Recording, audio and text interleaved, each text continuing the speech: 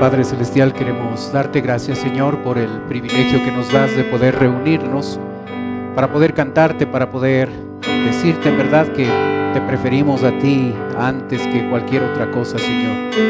Queremos, Padre, rogarte ahora, abriendo tu palabra, que nos ayudes a poder entenderla y a poder vivir de acuerdo a los principios que tú nos muestras. Oramos, Señor, en el nombre de Cristo Jesús. Amén. Muy buenos días, tomen asiento, por favor. En su Biblia, Mateo capítulo 13, por favor. Mateo capítulo 13, empezando en el versículo 3. Hemos estudiado 29 parábolas en 23 mensajes que he predicado. En el bosquejo que usted tiene en la parte central del boletín, tiene cada uno de los mensajes como puntos principales. En el lado de cada uno de los puntos, usted tiene un casillero para poder responder sí o responder no. Si usted quiere hacer esta evaluación durante el mensaje, puede hacerlo. Si no, puede usted utilizar esta evaluación para hacerla en su casa e ir observando qué áreas necesitan en nuestra vida cristiana ser trabajadas de mejor manera. Las parábolas de Jesús constituyen palabras que cambian vidas, siempre y cuando cada uno de nosotros nos apropiemos de cada una de ellas. Todos los versículos que vamos a leer van a aparecer en la pantalla, así es que por la velocidad con la que vamos a ir, si usted no puede encontrar los versículos con la misma velocidad, tranquilo, no se pierda lo que digo por tratar de buscar un versículo. Los versículos los tienen anotados ahí en su hoja y los va a ver también en la pantalla. Mateo capítulo 13 nos habla de la parábola del sembrador y la semilla que crece en secreto. El versículo 3 dice: y les habló muchas cosas por parábolas diciendo: he aquí el sembrador salió a sembrar, y mientras sembraba, parte de la semilla cayó junto al camino, y vinieron las aves y comieron. Parte cayó en pedregales, donde no había mucha tierra, y brotó pronto, porque no tenía profundidad de tierra, pero salido el sol se quemó, y porque no tenía raíz se secó. Y parte cayó entre espinos, y los espinos crecieron y la ahogaron, pero parte cayó en buena tierra y dio fruto, cual a 100, cual a 60 y cual a 30 por uno. En estas dos parábolas nosotros aprendimos que aunque la preciosa semilla, la palabra de Dios, puede llegar a nuestra vida, todo depende del tipo de corazón que usted y yo poseamos. Puede ser un corazón endurecido, puede ser un corazón de piedra, puede ser un corazón espinoso o puede ser un corazón bueno y recto. El manejo del pecado en la vida del creyente es sumamente importante. Cuando nosotros estamos a cuentas al Señor, cuando nosotros pecamos y manejamos adecuadamente ese pecado y lo confesamos al Señor, nosotros estamos dando oportunidad para que la preciosa semilla, la palabra de Dios que llega a nuestra vida, pueda ser sembrada en nuestro corazón y pueda producir fruto. Todo depende del tipo de corazón que posea. La pregunta es: ¿qué tipo de corazón poseo? ¿Tengo un corazón limpio y adecuado para recibir la palabra de Dios? ¿O mi corazón está lleno de malas hierbas, de pecado que no quiero apartarme, que no quiero confesar, que no quiero dejar esa cosa o esa área de mi vida? ¿Qué tipo de corazón tengo? ¿Tengo un corazón limpio? Conteste sí o no. Versículo 24, nuestro grupo de parábolas, la parábola de la cizaña y la red. El versículo 24 dice: le refirió otra parábola diciendo: el reino de los cielos es semejante a un hombre que sembró buena semilla en su campo. Pero mientras dormían los hombres, vino su enemigo y sembró cizaña entre el trigo y se fue. El trigo es símbolo del creyente. La cizaña es símbolo de el no cristiano. Cuando nosotros observamos el trigo y la cizaña, solo un ojo preparado, adecuado, diestro, puede identificar la diferencia entre el trigo y la cizaña, porque en el proceso de crecimiento son muy similares. ¿Cómo está nuestra vida cristiana? El creyente ha descendido en su vida cristiana al punto de que al compararlo con un no cristiano, con una cizaña, no se encuentra diferencia. Eso nos enseña estas dos parábolas. El trigo debe vivir como trigo, debe diferenciarse de la cizaña, debe a través del lenguaje, a través de las palabras, a través del comportamiento, se debe notar que nosotros somos trigo comparado con el estilo de vida pecaminoso que tiene el no cristiano.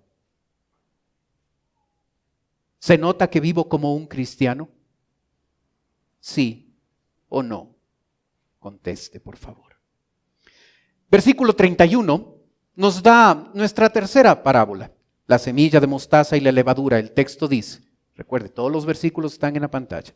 Otra parábola le refirió diciendo, el reino de los cielos es semejante al grano de mostaza que un hombre tomó y sembró en un campo, el cual a la verdad es la más pequeña de todas las semillas, pero cuando ha crecido es la mayor de las hortalizas y se hace árbol de tal manera que vienen las aves de los cielos y hacen nido en sus ramas. Otra parábola les dijo, el reino de los cielos es semejante a la levadura que tomó una mujer y escondió en 3 medidas de harina hasta que todo fue leudado. La semilla de mostaza es pequeñita, pero cuando se siembra llega a ser un tremendo árbol. La levadura es poquito y se pone en la harina, pero luego llega a afectar a toda la masa.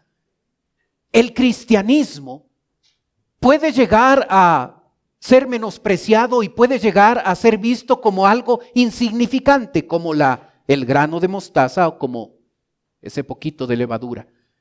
Pero el cristianismo bíblico, llega a tener en sí mismo un potencial que llega a transformar la vida de una persona. Si nosotros no tenemos una vida transformada, no es a causa del cristianismo de la Biblia, porque el cristianismo tiene en sí mismo un potencial transformador que puede cambiar la vida de cualquier persona, por más pecadora que ésta sea. La pregunta es, ¿tengo una vida transformada? ¿Sí o no? El versículo 44 nos habla de la parábola de el tesoro escondido y la perla de gran precio. El texto dice, además el reino de los cielos es semejante a un tesoro escondido en un campo, el cual un hombre halla y lo esconde de nuevo, y gozoso por ello va y vende todo lo que tiene y compra aquel campo. También el reino de los cielos es semejante a un mercader que busca buenas perlas, que habiendo hallado una perla preciosa, fue y vendió todo lo que tenía y la compró. El tesoro escondido y la perla preciosa son ilustraciones de la persona de Jesucristo. Jesús es el tesoro escondido y la perla preciosa. El creyente necesita poner a Jesucristo en primer lugar en su vida. El texto habla de vender todo lo que tengo para quedarme con lo más valioso, con Jesucristo. Y mientras nosotros no hagamos una entrega total en nuestra vida, dejando las cosas importantes en nuestra vida como prioridades inferiores al Señor Jesucristo, nunca llegaremos a disfrutar de la vida abundante que ofrece la palabra de Dios. ¿Es Cristo mi prioridad? ¿Cristo ocupa el primer lugar en mi vida? Conteste, sí o no. Mateo 18, versículo 21 nos cuenta de el siervo, la parábola del siervo sin compasión. El texto dice, entonces se le acercó Pedro y le dijo, Señor, ¿cuántas veces perdonaré a mi hermano que peque contra mí? ¿Hasta 7? Jesús le dijo, no te digo hasta 7, sino aún hasta 70 veces 7. Esta parábola nos enseñó acerca de la importancia de perdonar a otros. Nos mostró que es hipocresía no perdonar a otro que ha dañado, que me ha afectado con alguna cosa. Si Dios nos ha perdonado de manera completa y de manera total nuestro pecado y nos ha otorgado salvación, ¿quiénes somos nosotros para no perdonar a otro las faltas y los daños que nos han hecho? El no perdonar totalmente es hipocresía.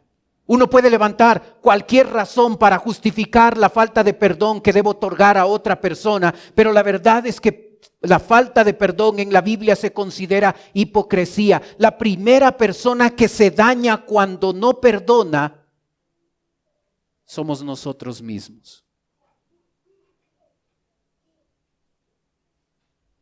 ¿He perdonado a mi prójimo? ¿Sí o no? Conteste, por favor. Mateo capítulo 20. El versículo 8 nos habla de la parábola de los viñadores. El texto dice: cuando llegó la noche, el señor de la viña dijo a su mayordomo: llama a los obreros y págales el jornal, comenzando desde los postreros hasta los primeros. Aprendimos en esta parábola que el dueño de la viña llegó a contratar a unas personas que trabajaron el día completo, 12 horas. Y a esas personas se les pagó un denario. Aprendimos que también se contrató a un obrero que trabajó solo 1 hora, y a ese obrero también se le pagó un denario.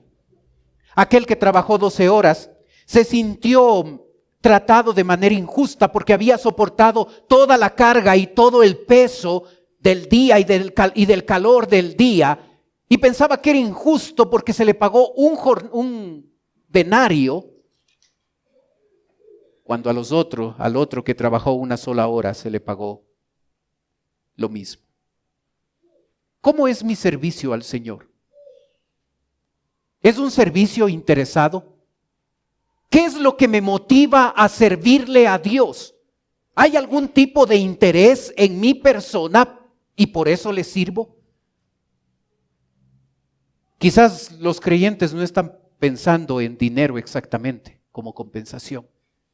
Pero quizás el creyente llega a servirle a Dios porque Dios prospere la vida, porque prospere el negocio, porque Dios bendiga mi vida con salud, o porque Dios arregle cierta situación en mi familia donde hay un problema. Yo le sirvo al Señor, pero en el fondo estoy esperando que de alguna manera Dios bendiga mi vida. ¿Le sirvo a Dios por interés? ¿O por el simple placer de considerarlo un privilegio, dándome la oportunidad de servirle, después de haber expresado tremendo amor en la cruz de Calvario? ¿Le sirvo a Dios como un privilegio? ¿Sí o no? Mateo 21. El verso 23 nos cuenta la parábola de los 2 hijos. El texto dice: cuando vino al templo, los principales sacerdotes y los ancianos del pueblo se acercaron a él mientras enseñaba y le dijeron: ¿con qué autoridad haces estas cosas y quién te dio esta autoridad? ¿Sabe? Esta parábola nos enseña que la desobediencia a Dios en verdad es un asunto de ir en contra de la autoridad que Dios tiene. Cuando yo llego a valorar más mi sabiduría y mis decisiones y soy desobediente a Dios, no respetando la autoridad que Él tiene en mi vida, en verdad estoy menospreciando la autoridad que Él debería tener en mi vida personal. ¿Soy desobediente a Dios? La desobediencia es una evidencia de que estoy rechazando la autoridad de mi vida, la autoridad de Dios en mi vida, porque me parece que Dios tiene una decisión o un principio menor, menos importante que mi idea particular. Cuando yo tomo decisiones basado en mi sabiduría, despreciando de esa forma los principios bíblicos, cuando desobedezco, estoy en verdad yendo en contra de la autoridad de Dios en mi vida. ¿Soy obediente? ¿Sí o no? Contesten sus hojitas, por favor. Mateo 21, versículo 33 nos cuenta la parábola de los arrendatarios malvados. El texto dice: oíd otra parábola, hubo un hombre padre de familia, el cual plantó una viña, la cercó de vallado, cavó en ella un lagar, edificó una torre y la arrendó a unos labradores y se fue lejos. Y cuando se acercó el tiempo de los frutos, envió sus siervos a los labradores para que recibiesen sus frutos. Esta parábola nos enseña que Dios espera que usted y yo seamos productivos, fructíferos en nuestra vida cristiana. Cuando el creyente se enfoca en todas las cosas importantes de esta vida y descuida el fruto que este creyente puede llevar para Dios a través del servicio, ha enfocado su vida de una manera incorrecta. La viña debe producir frutos. Dios espera resultados. Dios nos ha bendecido con diferentes recursos en nuestra vida, tiempo, talentos, dones, habilidades, con el objetivo no de que nosotros hagamos más cómoda nuestra vida mientras estamos en este mundo, sino más bien para que utilicemos todo lo que Dios nos ha prestado para ser fructíferos en nuestra vida cristiana. ¿Está usted llevando frutos para Dios? ¿Sí o no? Mateo 22, el versículo 11, nos habla de las parábolas de las bodas del hijo del rey y de las 10 vírgenes. El texto dice: y entró el rey para ver a los convidados y vio allí a un hombre que no estaba vestido de boda. Y le dijo: amigo, ¿cómo entraste aquí sin estar vestido de boda? Mas él enmudeció. Este visitante no estaba vestido adecuadamente para la boda. Como aprendimos, la vestimenta era un símbolo de la justicia. Así es que lo que está diciendo es que este hombre no era salvo. Y por ende, no formaba parte de los convidados. En Mateo 25, versículo 10, la Biblia dice: pero mientras ellos iban a comprar, vino el esposo.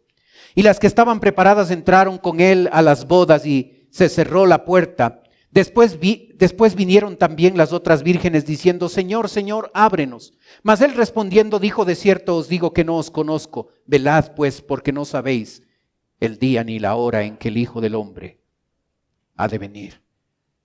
Las 10 vírgenes, las 5 insensatas y las 5 prudentes, las 5 vírgenes que tenían el Espíritu Santo en su vida, es decir, era gente salva.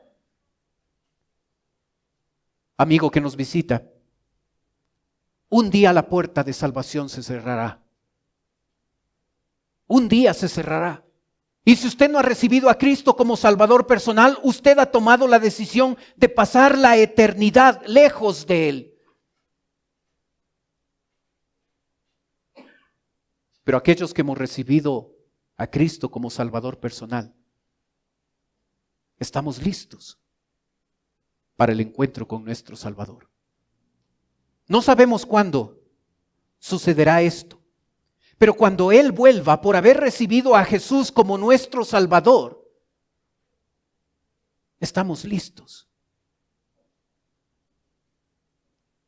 La pregunta para nosotros los creyentes es: ¿qué estoy haciendo con el mensaje de salvación? ¿Estoy comunicando el mensaje del Evangelio a gente que no conoce de Cristo? Dentro de todas las cosas importantes que hago en mi vida, he llegado a poner como prioridad el hecho de compartir la palabra de Dios con familiares, amigos, compañeros de trabajo, con los que convivo muchas horas y les estoy hablando de Cristo con mis labios y con un estilo de vida diferente que demuestra el cambio que Él hizo por mí, en mí. ¿Estoy compartiendo la palabra de Dios? ¿Sí o no? Usted puede contestar. En Mateo 25, versículo 14, aprendimos acerca de la parábola de los talentos y las minas. La Biblia dice, porque el reino de los cielos es como un hombre que yéndose lejos, llamó a sus siervos y les entregó sus bienes. A uno dio 5 talentos, a otro 2, a otro 1, a cada uno conforme a su capacidad. Y luego se fue lejos. La parábola de los talentos y de las minas nos habla de aquellas cosas que Dios nos ha dado, que nos ha prestado para que nosotros las administremos adecuadamente. Nos da dinero, tiempo, habilidades, dones, talentos, capacidad, inteligencia. Nos encarga personas a nuestro cuidado, nuestra esposa, nuestros hijos, nuestra familia. Y nos entrega todo eso para que nosotros administremos durante esta vida todas esas personas y cosas, las administremos adecuadamente. La pregunta es, ¿qué estoy haciendo con lo que Dios me ha dado? ¿Estoy usándolo para hacer de mi vida una vida más cómoda mientras estoy aquí en esta tierra? ¿O estoy usando todo lo que Dios me ha entregado para glorificarle a Él, para que su reino pueda extenderse y pueda ser conocido por gente que necesite escuchar? ¿Soy fiel al Señor con lo que Él me ha dado? ¿Sí o no? Lucas capítulo 7, versículo 44, lo tienen a pantalla, dice: y vuelto a la mujer, dijo a Simón: ¿ves esta mujer? Entré en tu casa y no me diste agua para mis pies, mas ésta ha regado mis pies con lágrimas y los ha enjugado con sus cabellos. No me diste beso, mas ésta desde que entré no ha cesado de besar mis pies. No ungiste mi cabeza con aceite, mas ésta ha ungido con perfume mis pies. ¿Soy apasionado por Dios? Muchas veces nos apasionamos por ciertas cosas menos importantes. Por un partido político, por un deporte. Puedo llegar a apasionarme. Y a veces esa pasión que tengo en otras cosas o en otras personas no llega a ser la misma pasión, la misma calidad de pasión que tengo por mi Señor.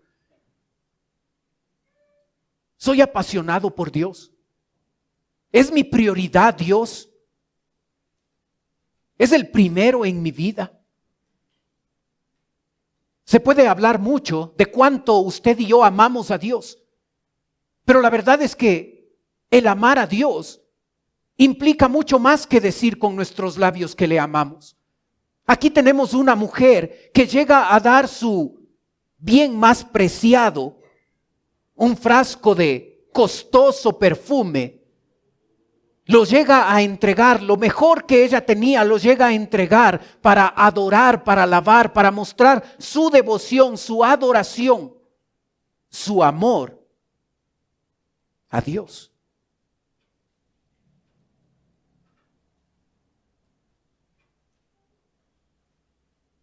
¿Es mi pasión Dios?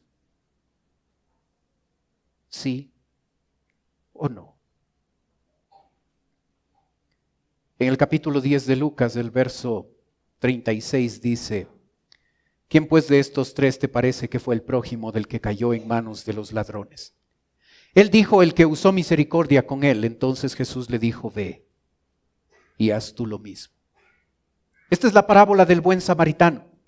Aprendimos de esta parábola que el sacerdote, un religioso, y el levita, también un religioso, llegaron a poner su religión como algo tan importante que se convirtió en un obstáculo para mostrarse solidario con aquel que había sido asaltado y estaba casi muerto en el camino. Y fue un samaritano, un enemigo de los judíos, quien tuvo misericordia con ese hombre, se acercó, le amó sin conocerle y le ayudó. ¿Soy solidario con otros? ¿Amo a otros, aún a mis enemigos? Contesten su hojita, sí o no. En Lucas 11, versículo 8, tenemos la parábola del amigo que viene de noche. El texto dice: os digo que, aunque no se levante a dárselos, por ser su amigo, sin embargo, por la importunidad se levantará y le dará todo lo que necesite. Esta parábola nos enseña el hecho de aprender a orar con insistencia. El amigo no se iba a levantar a darle algo de alimento porque era amigo, pero por la importunidad, por la insistencia que este amigo iba a hacer a su compañero, a pesar de que era una hora muy inadecuada, el amigo bajó y le dio lo que necesitaba. ¿Es nuestra oración una oración insistente? ¿Llegamos a no desmayar mientras oramos? ¿Llegamos a ser persistentes en la oración? ¿O lo que nos pasa es que oramos 1, 2 o 3 veces por una petición y pensamos que ya no debemos orar y dejamos de orar por eso? ¿Somos persistentes en la oración? ¿Nos damos por vencido cuando oramos? Oramos 1 día, 2 días, 3 días, pero ya no pasó, así es que ya dejo de orar. ¿Es mi oración persistente? ¿Sí o no? Lucas 12, versículo 29 nos cuenta la parábola del rico insensato. El texto dice: vosotros pues no os preocupéis por lo que habéis de comer, ni por lo que habéis de beber, ni estéis en ansiosa inquietud, porque todas estas cosas buscan las gentes del mundo, pero vuestro Padre sabe que tenéis necesidad de estas cosas. Mas buscad el reino de Dios y todas estas cosas os serán añadidas. No temáis, manada pequeña, porque a vuestro Padre le ha placido daros el reino. Vended lo que poseéis y dad limosna, haceos bolsas que no envejezcan, tesoros en los cielos que no se agote, donde ladrón no llega, ni polilla destruye, porque donde está vuestro tesoro, allí estará también vuestro corazón. Cuando usted y yo tenemos que pensar en el manejo económico de nuestras finanzas, ¿cuál es la conclusión a la que llegamos? Un creyente puede darse cuenta que cuando está preocupado por el dinero, cuando tiene ansiosa inquietud por el dinero, ha llegado a manejar este tema del dinero como un no cristiano lo hace. El dinero no debe robarnos la paz. Y si no tengo paz y libertad financiera, estoy viviendo como un incrédulo. No tiene que ver con la cantidad de dinero que entra a la cuenta. No tiene que ver con cuánto gano. Tiene que ver cómo lo administro. La preocupación y la ansiosa inquietud. El texto dice: todas estas cosas buscan las gentes del mundo. La gente que no, los incrédulos que no tienen el Padre Celestial que nosotros tenemos, se preocupan y viven ansiosos día a día, mes a mes, por la parte económica. El creyente Busca el reino de Dios. Y como dice el versículo 31, todas estas cosas os serán añadidas. Yo busco ponerle a Dios en primer lugar. Y al ponerle a Dios en primer lugar, Él me promete que las cosas que necesito para vivir serán añadidas por Él. No importa cuál es la situación económica de nuestro país. No importa que se peleen para tratar de decir que estamos en crisis o no estamos en crisis. No depende de eso la economía del creyente. Si sigo viviendo como un no cristiano en el tema financiero, no tendré paz. Tendré preocupación, tendré ansiosa inquietud. Pero cuando Dios es más importante que la economía, cuando en la práctica Dios es mi prioridad, cuando busco a propósito el reino de Dios y su justicia, Dios se encargará de darme las cosas que necesito para vivir.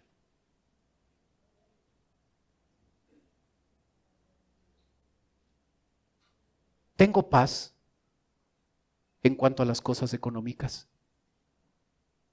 Conteste, sí o no. En capítulo 13, el verso 6 nos cuenta la parábola de la higuera estéril. El texto dice: dijo también esta parábola: tenía un hombre una higuera plantada en su viña y vino a buscar fruto en ella y no lo halló. Y dijo al viñador: he aquí, hace 3 años que vengo a buscar fruto en esta higuera y no lo hallo. Córtala, ¿para qué inutiliza también la tierra? Él entonces respondiendo le dijo: Señor, déjala todavía este año, hasta que yo cave alrededor de ella y la abone, y si diere fruto, bien, y si no, la cortarás después. Esta parábola nos enseñó la misericordia y paciencia que Dios tiene con nosotros. Dios espera que usted y yo seamos higueras fructíferas, higueras que produzcamos fruto. Y muchas veces Dios puede venir a nuestra vida y observar que nosotros somos estériles, que no existe fruto en nuestra vida. Y en vez de cortarnos, sacándonos del terreno, sacándonos de el lugar donde estamos sembrando para dar oportunidad a otra planta que sí va a ser fructífera, que pueda utilizar los recursos de la tierra para producir lo que debe producir. El Señor Jesucristo intercede ante el dueño de la higuera y le dice: 1 año más. Espera 1 año más. Quizás esta vez el creyente reacciona. Pero no solo intercede, no solo ora, sino también llega a trabajar de manera activa. Cava, remueve la tierra para hacer que los nutrientes puedan mezclarse mejor y la planta pueda tener mayor cantidad de nutrientes, y así, al ser movida la tierra y abonada, la planta puede producir. Hermano, ¿hasta cuándo Dios va a esperarnos? ¿Hasta cuándo? ¿Cuándo usted y yo vamos a tomar en serio nuestra responsabilidad y privilegio de servirle? ¿Cuándo vamos a llegar a tomar nuestras prioridades importantes de esta vida y ponerlas en el lugar donde deben estar y ponerle a nuestro Dios y al servicio a Él como nuestra prioridad?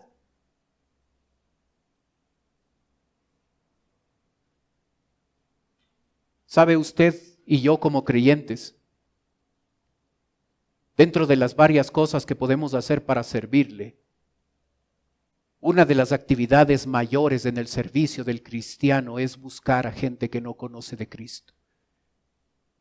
Jesucristo intercedió: Señor, 1 año más. Y usted y yo deberíamos orar a Dios: Señor, dale una oportunidad más a este incrédulo. Y deberíamos no solo orar, sino trabajar activamente nosotros, ir en búsqueda del incrédulo, no esperar que él venga a esta iglesia. Muchos, la mayoría no van a querer venir. Yo debo ir donde está el incrédulo. Y debo mostrarle con mis labios el mensaje que puede cambiar su vida, y debo corroborar ese mensaje con un estilo de vida que demuestre que ese mensaje del evangelio no es una religión más, es el poder de Dios para salvar al que necesita de Cristo.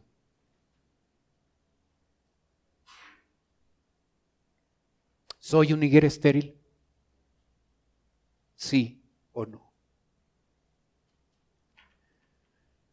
Lucas capítulo 14, versículo 17 nos cuenta la parábola de la gran cena.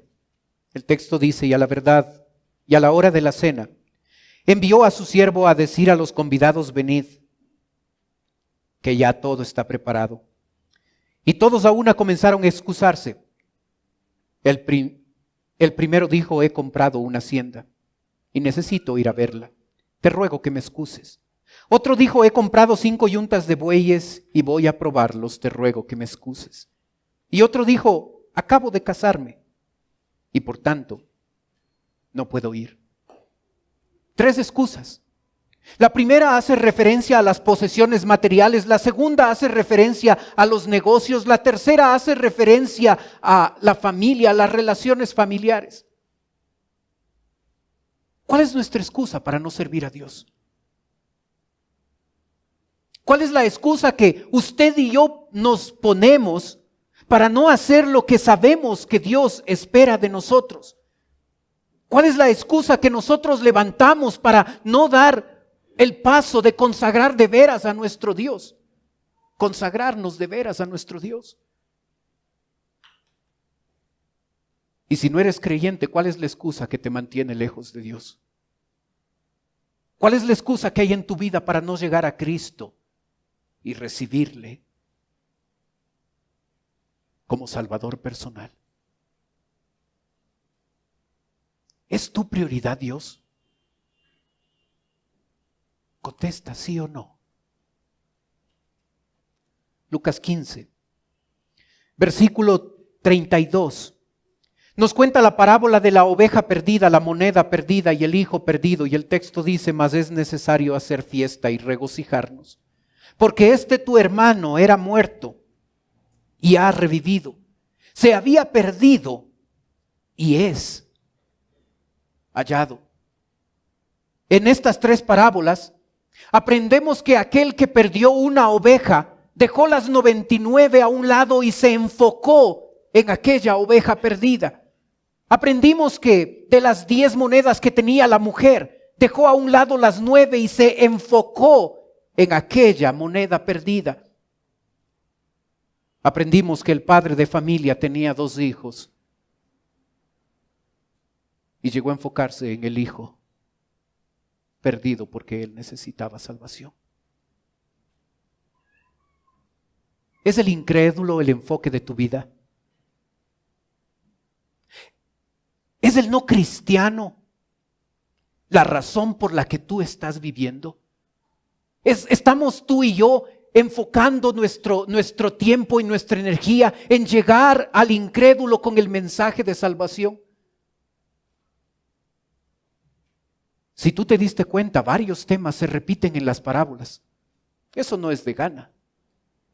Nos muestra dónde está el énfasis.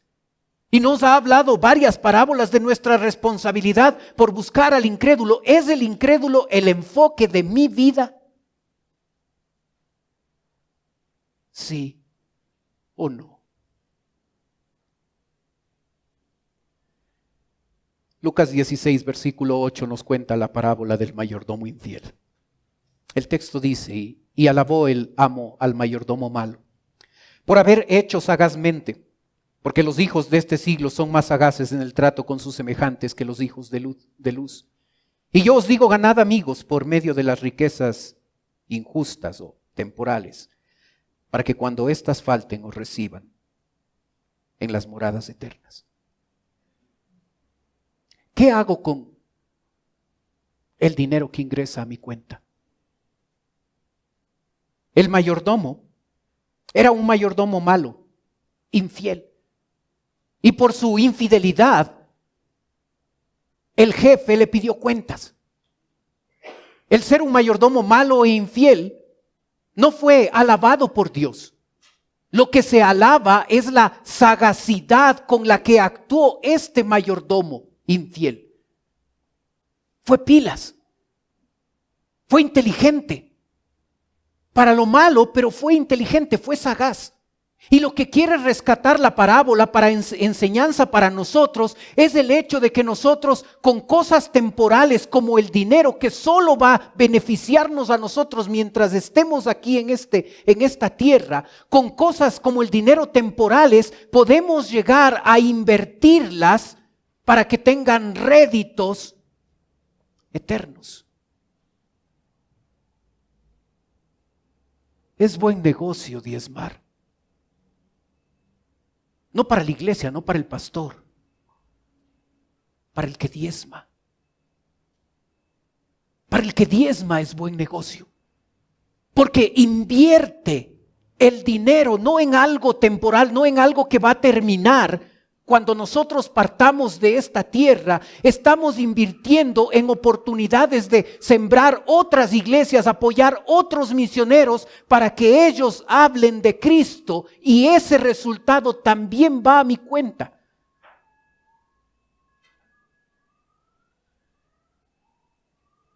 Estoy usando mis recursos económicos para ser fiel al Señor en los diezmos y ofrendas. ¿Sí o no? Capítulo 17, el verso 10 nos habla de los siervos inútiles. Esta parábola dice: así también vosotros, cuando hayáis hecho todo lo que os ha sido ordenado, decid: siervos inútiles somos. Pues lo que debíamos hacer, hicimos. La parábola nos enseña el hecho de que el creyente que sirve a Dios con entusiasmo, involucrándose en las cosas del Señor, sirviéndole activamente a Dios, no ha hecho nada más de lo que se espera. Si usted es un cristiano que le sirve a Dios, que está enchufado con las cosas de Dios, que está enfocando su vida y su capacidad y todo eso por servirle al Señor de una buena forma, usted no ha hecho nada más de lo que se espera. Usted ha hecho lo mínimo. Porque es lo mínimo servirle a Dios como un privilegio cuando lo comparamos con el tremendo amor que Él nos tuvo en la cruz de Calvario, muriendo por nosotros y dándonos salvación. Es el mínimo agradecimiento que podemos darle a nuestro Dios, el ser cristianos que somos activos en el servicio a Él. Es lo mínimo, no es lo máximo. No es el sacrificio. Si para el cristiano que sirve al Señor como un privilegio, eso es lo mínimo, imagine cuál es la posición de aquel cristiano que no le sirve al Señor. No importa cuántas cosas importantes esté haciendo en esta vida, se ha olvidado de lo más importante: el servicio a Él. Lucas 18, versículo 4, nos enseña la parábola del juez injusto. El texto dice: también le refirió Jesús una parábola sobre la necesidad de orar. Creo que es versículo 1. También le refirió Jesús una parábola sobre la necesidad de orar siempre y no desmayar. Observa. La mujer era una viuda.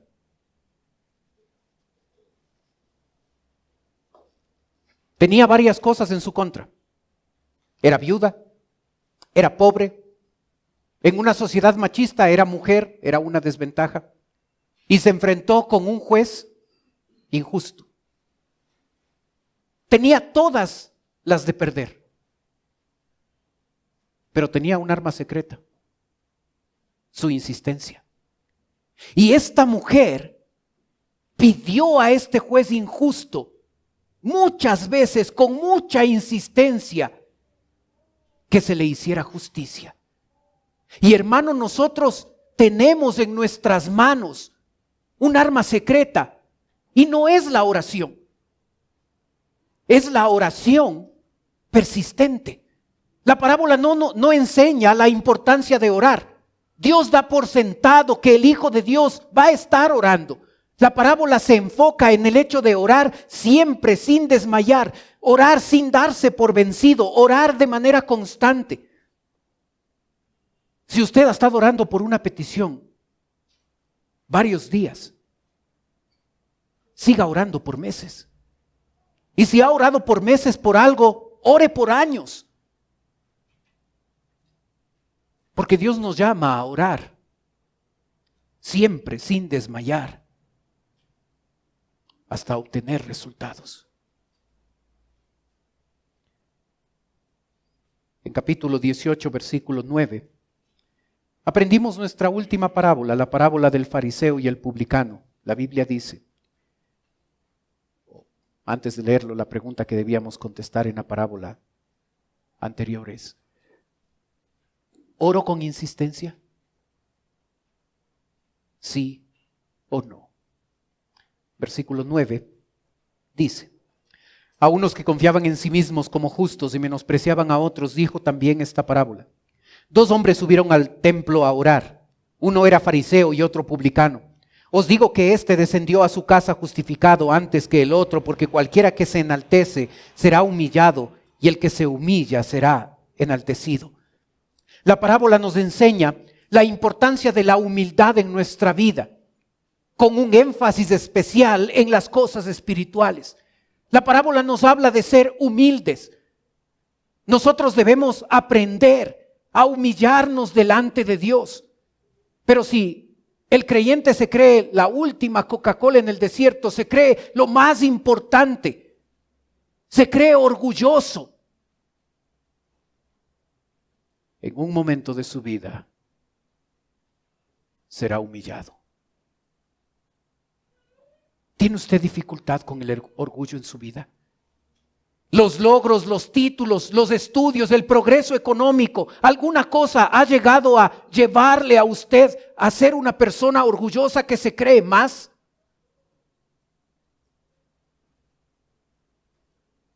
La parábola del fariseo y el publicano nos muestra lo dañino del orgullo en la vida, y mucho más del orgullo que puede estar relacionado con lo espiritual.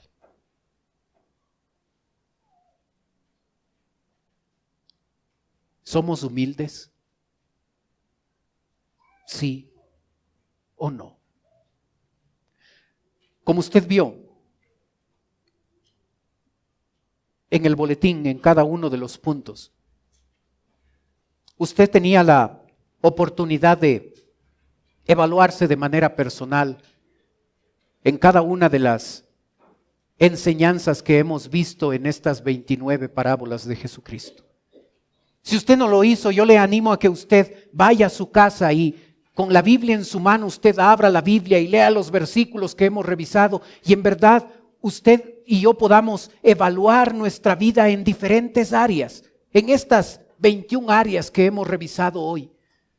¿Sabe? La vida cristiana no cambia.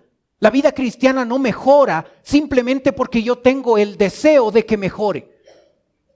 La vida cristiana cambia cuando nosotros, en el poder de Dios, en dependencia a Dios, tomamos decisiones que van a cambiar ciertas áreas en nuestra vida que nos damos cuenta que estamos mal.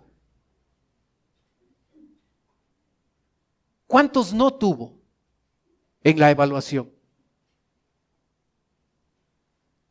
Espero que no haya sido todo. Si no, está.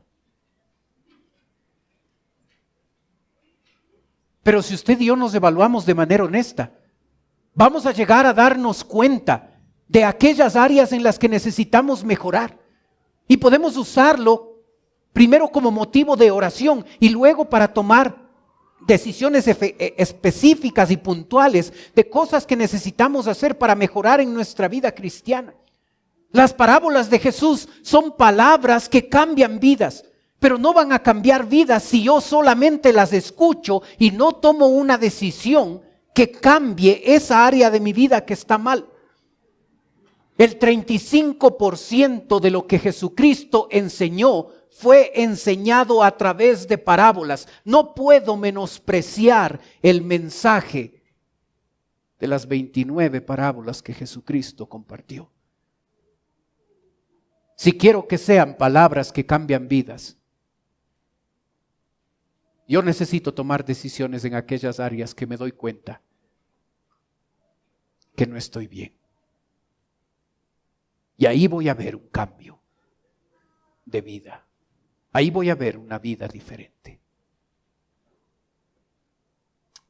Oremos.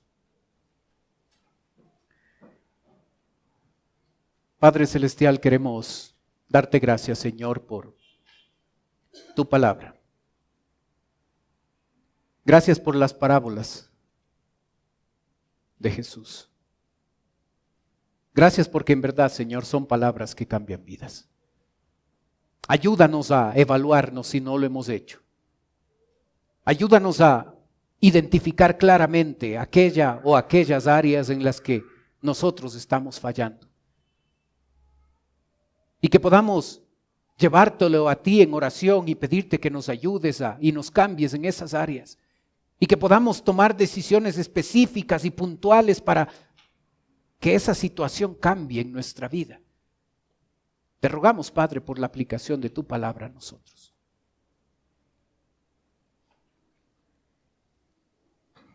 Mientras usted continúa orando, por favor.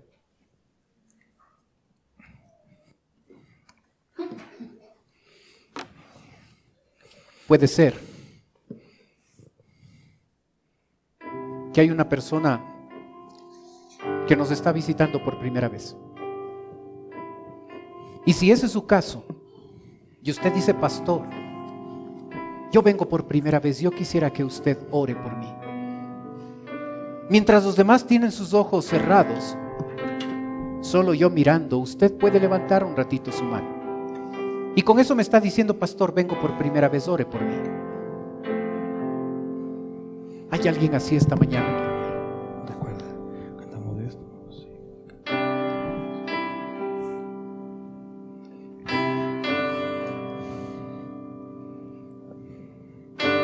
Padre Celestial, estamos aquí tus hijos.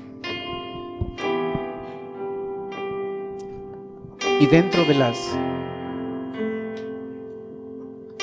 muchas enseñanzas que tú nos has dado a través de las parábolas, creo que la principal tiene que ver con ponerte a ti en primer lugar. Ayúdanos a buscar primero el reino de Dios y su justicia perfecta. Y todo lo demás estará ahí. Ayúdanos a darnos cuenta que la relación con tu palabra llega a ser esencial. Porque en verdad no solo de pan vivimos, sino de un alimento mucho más grande, tu palabra. Ayúdanos a dar prioridad a la oración en nuestra vida. A pedir sabiendo que tú nos darás, a buscar sabiendo que hallaremos, a llamar sabiendo que la puerta se abrirá conforme a tu voluntad. Ayúdanos a ponerte a ti en primer lugar. Pedimos tu bendición. Oramos en el nombre de Cristo Jesús. Amén. Puestos de pie, cantemos por favor.